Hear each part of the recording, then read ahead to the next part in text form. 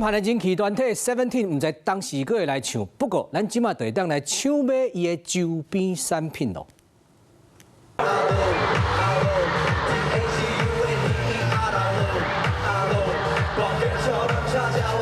人气男团 Seventeen 伫全世界请甲掠力了。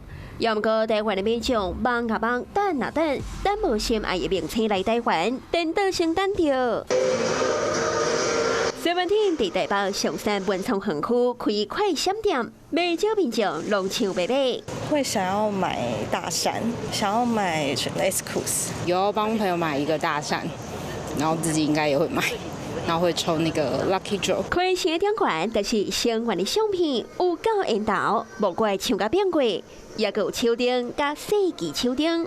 是讲买物件之前，也得爱先抢入场的资格。我是准点抢的，等了大概30秒左右吧。真的没有想到会这么多人预约，因为也是一点进去，你其实没有当下马上点就。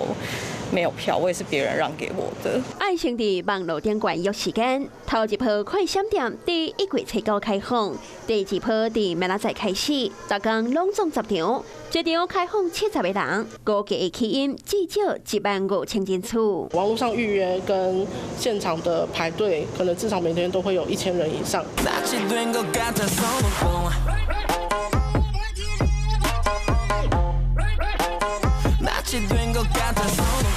当年Seventeen发行迷你10集，预购量464万张，迷你11集更加突破520万张，前几5集单日的销量来到226万张。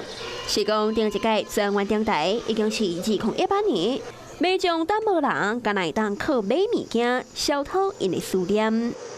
Hello， 我是林仙怡。想要抢先掌握最及时的新闻资讯吗？赶快订阅、按赞、开启小铃铛，锁定华视新闻 YouTube 频道。